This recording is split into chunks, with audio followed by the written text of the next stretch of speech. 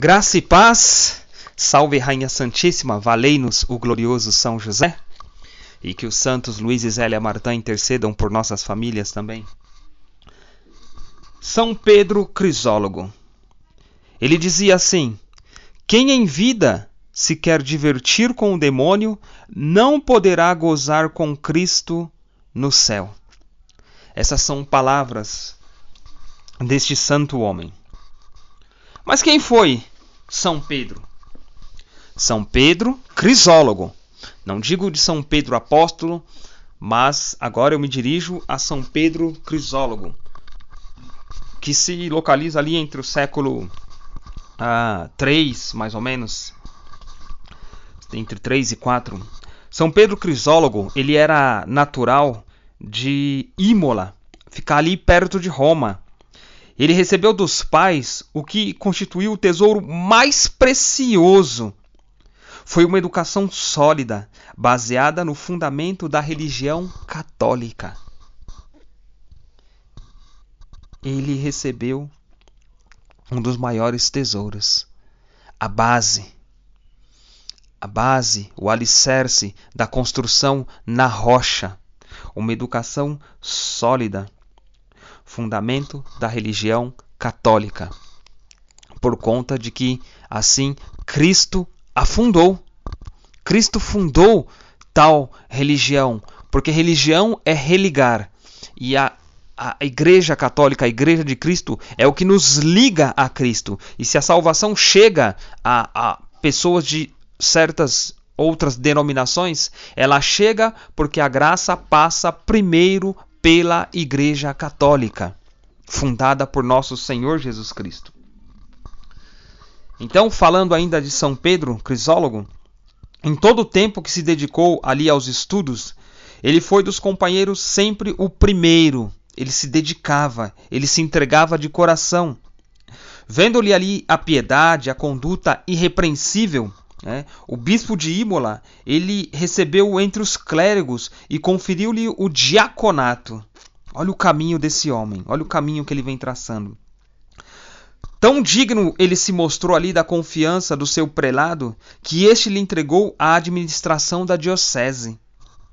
Olha como vai crescendo o homem de Deus. Função de que sempre ele desempenhou com muita competência. Os perigos, porém, que no mundo que a gente vive, no mundo que ele viveu, bem como a vaidade do século, fizeram com que no espírito lhe amadurecesse ali cada vez mais a resolução de entrar para um convento. Então foi o que ele fez. E do claustro ele só saiu quando foi elevado à dignidade episcopal. Esse homem crescia em graça, em sabedoria, diante de Deus e diante dos homens, assim como Jesus. Não se pode dizer que esse homem não estava buscando ser imitador de Cristo. Não se pode dizer nada diferente disso. Ele queria imitar a Cristo. E tudo que ele fazia ali com competência, com responsabilidade. Não era de qualquer jeito. Olhando até para nós hoje, profissionais, seja de qual área for, como cristão, nós deveríamos sim nos empenhar para realizar com eficácia as nossas tarefas, as nossas funções. Deveríamos estudar para ser não qualquer profissional, mas um santo profissional. Porque o Espírito Santo, tudo que toca, ele santifica. Então é importante que você, na sua profissão, você também permita que o Espírito Santo te auxilie, te conduza. Santifique o seu ambiente, santifique tudo que você estiver fazendo. Ora, não era assim também São José, chamado o carpinteiro? Em tudo Deus estava presente. Não era assim também que dizia a família beata dos Beatos Luís e Maria Beltrame Quattroti? Se resolvia tudo do teto para cima. Não era assim que fazia a família Martin também, os Santos Luís e Zélia Martin? Deus o primeiro a ser servido? Assim também nas nossas profissões, assim também nas nossas vocações religiosas, matrimoniais, de consagrações. Deus é o primeiro a ser servido. Tem que ser tudo resolvido do teto para cima, ou seja, Deus em primeiro lugar. É tudo na graça de Deus. Então, antes mesmo de eu me formar como um profissional, eu tenho que me formar como um santo profissional, porque a santidade vem primeiro. Continuando a história de São Pedro, quando morreu ali o bispo de Ravenna, o clero da diocese ele tinha eleito um sucessor, o qual, com alguns companheiros, se dirigiu a Roma, com o fim de obter a ratificação papal da eleição. E é interessante que, ao mesmo tempo, negócios da diocese foi a Roma. O bispo de Imola e, em sua companhia, o diácono Pedro, como era chamado naquele momento, né? Na noite antes da chegada ali da embaixada de Ravenna, teve o Papa Sisto III a visão de São Pedro Apóstolo e de Santo Apolinário. Olha que beleza, olha como é bom ter intimidade com o Espírito Santo. O Papa ele teve uma visão de São Pedro Apóstolo e também de Santo Apolinário. Este que em vida tinha sido bispo de Ravenna.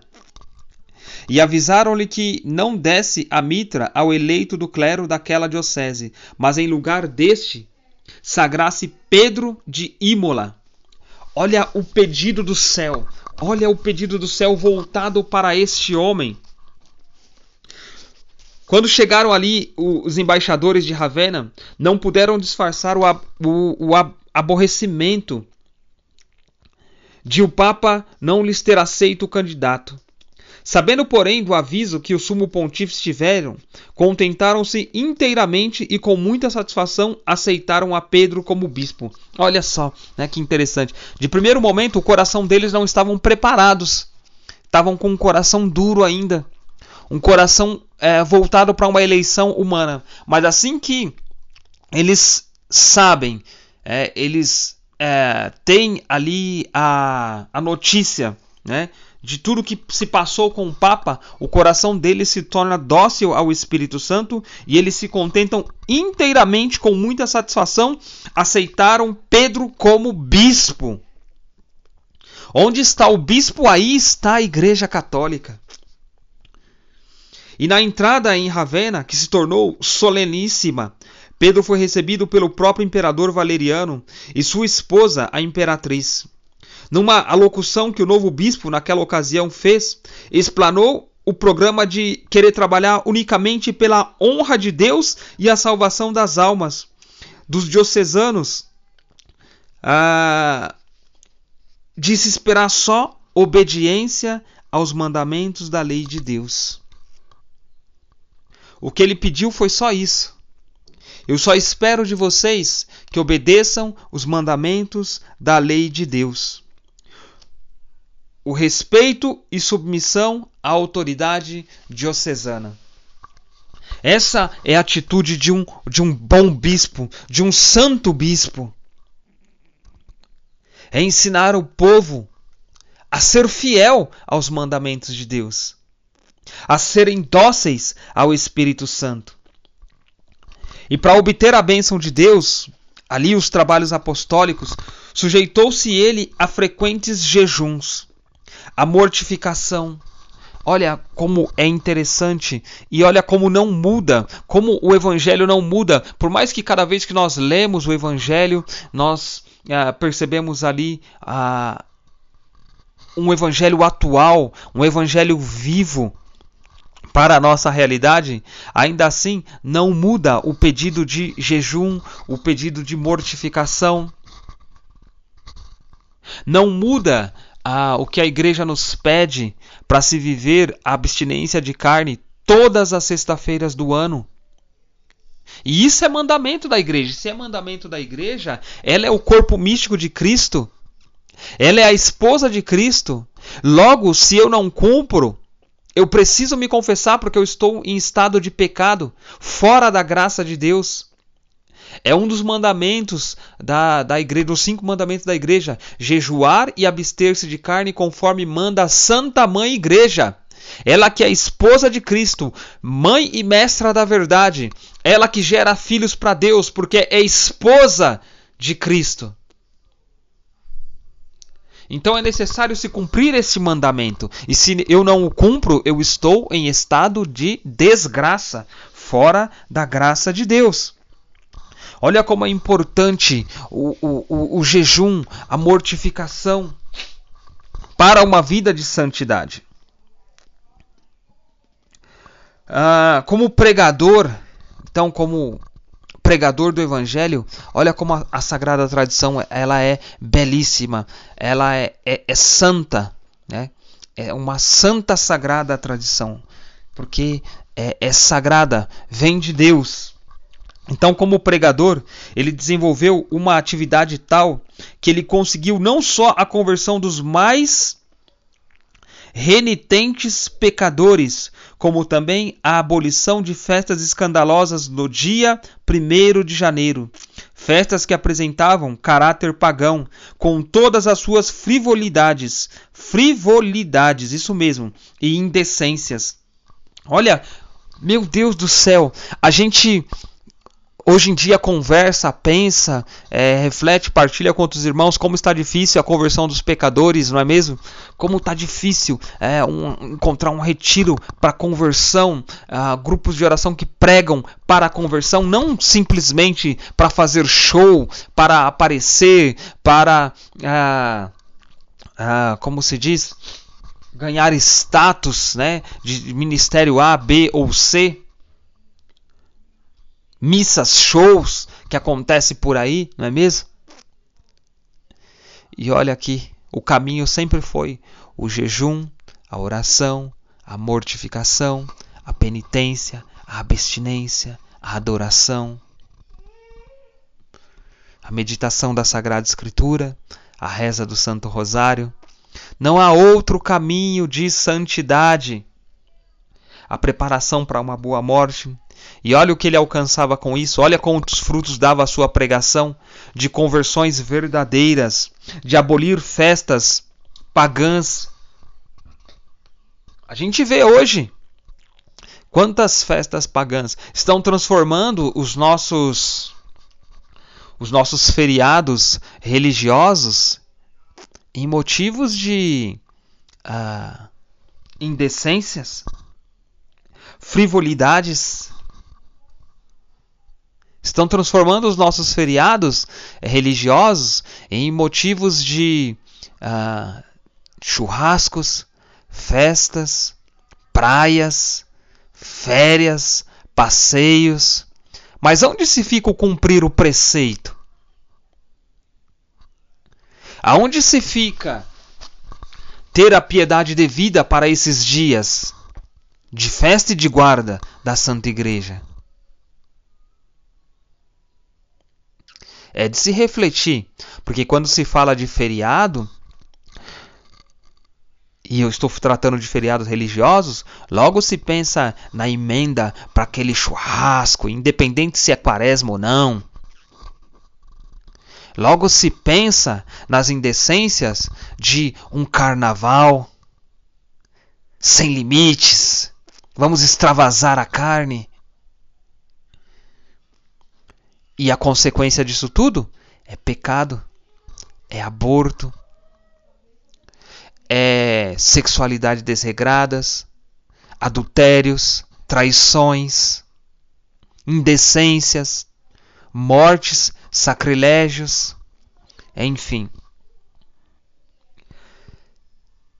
Infelizmente, há uma mentalidade, e São Paulo VI diria, há uma fumaça de Satanás dentro da igreja, cegando, queimando as nossas vias aéreas dentro de um incêndio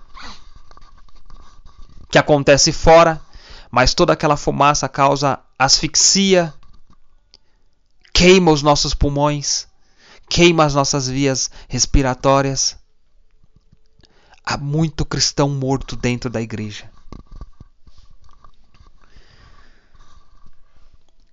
Pedro era a caridade para com os pobres, aflitos e desvalidos, um forte protetor das viúvas e órfãos, um pastor desvelado para os pobres pecadores. Eis a verdadeira religião de São Tiago. Aqueles que cuidam das viúvas e dos órfãos. A todos os diocesanos, ele recomendava o uso frequente dos santos sacramentos, principalmente a comunhão cotidiana, a participação da Santa Missa de forma cotidiana. Vá para a Santa Missa quantas e tantas vezes te for necessário e possível. Às vezes estamos em casa, às vezes temos a possibilidade de participar da Santa Missa de forma cotidiana, até mesmo, mas nós não vamos, porque queremos ficar simplesmente no cumprir o preceito. Não há um amor. Só se quer cumprir o preceito, e logo então não se quer a santidade. Quer-se as coisas de Deus, mas não se quer Deus. E isso não vem de um espírito de conversão. Talvez um espírito de medo, talvez um espírito de vanglórias, talvez um espírito de vaidade, mas não é um espírito de conversão, porque a conversão se doa na caridade, se entrega, realmente se sacrifica, e se sacrifica no sentido de santificar as coisas que faz. Aonde estão os nossos bispos, aonde estão os nossos padres que nos exortam a viver a Sagrada Eucaristia, os sagrados mistérios? Eles trazem para nós, eles têm esse poder de trazer para nós os sacramentos, porque são persona Christi. Então, vamos levar os nossos enfermos para receber a extrema-unção, o sacramento de cura.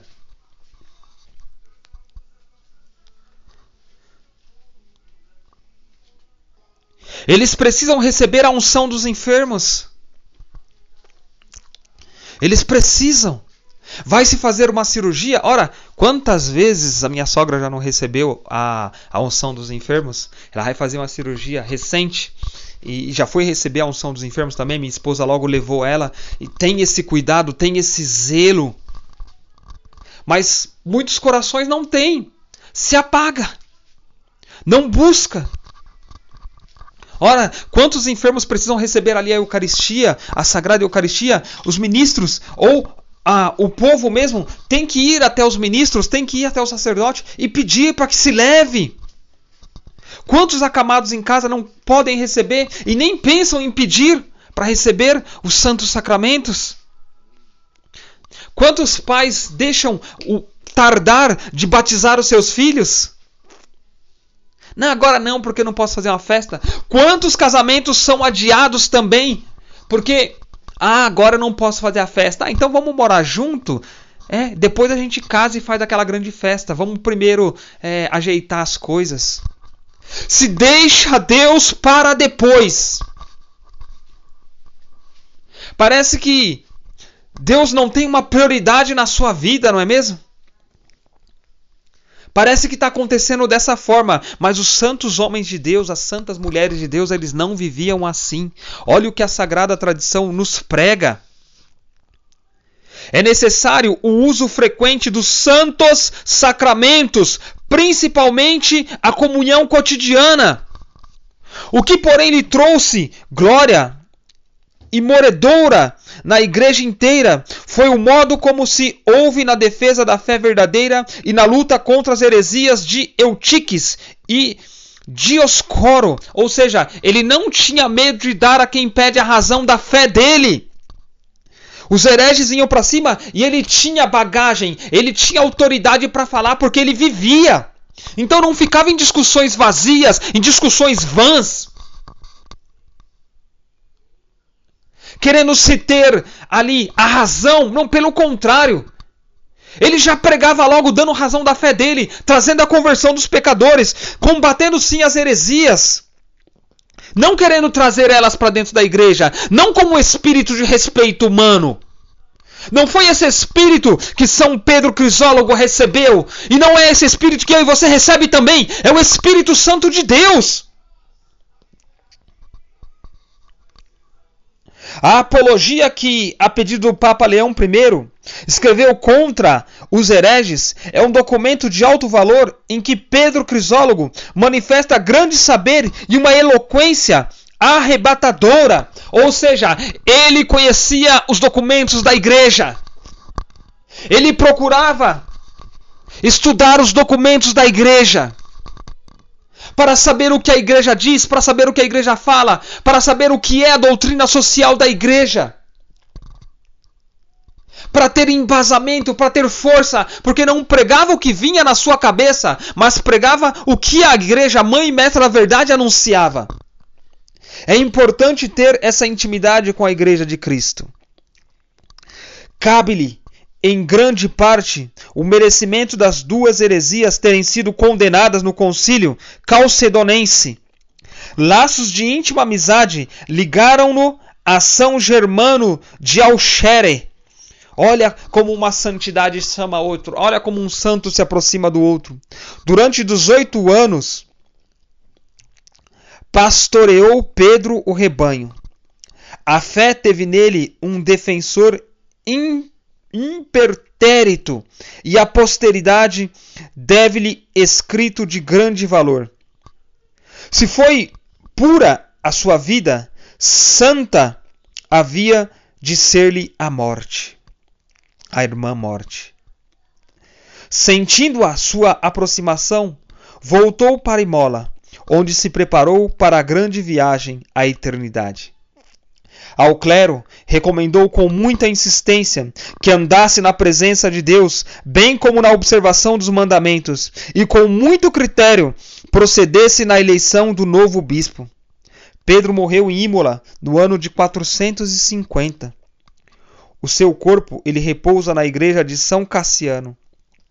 A posteridade honrou-lhe o nome com o apelido de Crisólogo, isto é, orador áureo, pondo em relevo a grande eloquência do santo, ou seja, a eloquência dessa pregação, porque era como a pregação de Cristo, tinha vida, era verdadeira, tinha autoridade, não num grito, não na voz, mas pela vida, pela vida. São Pedro Crisólogo, rogai por nós.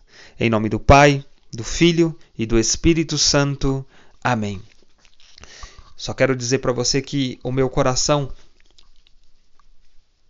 ele ainda queima, ele ainda está quente. Porque eu percebo que o Espírito Santo quer falar muito mais no teu coração, muito mais na tua alma também. Então, em nome do Senhor Jesus, abra-te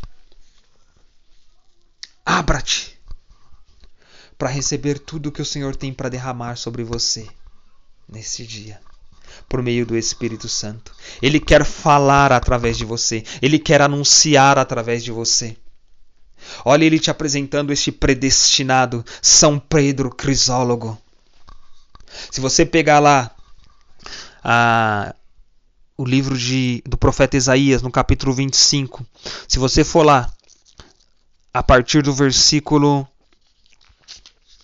6, mas de forma especial lá no versículo 9, você vai ver o que está no coração de cada um predestinado. Cada um predestinado. Ele diz assim: eis que é o nosso Deus, nele esperamos e ele nos salvará. Este é que é o Senhor, nós temo-lo esperado. Nós exultaremos e alegrar-nos-emos com a salvação que vem dele.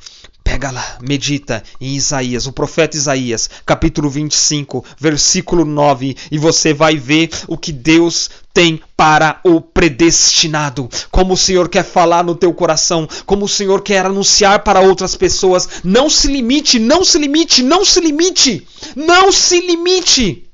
Deixa o Espírito Santo falar. para que corações sejam renovados, para que o teu coração seja renovado, para que você parta para viver uma verdadeira religião na caridade, no amor verdadeiro, na fidelidade. Faz-nos fiéis, Senhor. Faz-nos fiéis, Senhor. Faz-nos fiéis, Senhor. Faz-nos fiéis. Deus te abençoe. Graça e paz.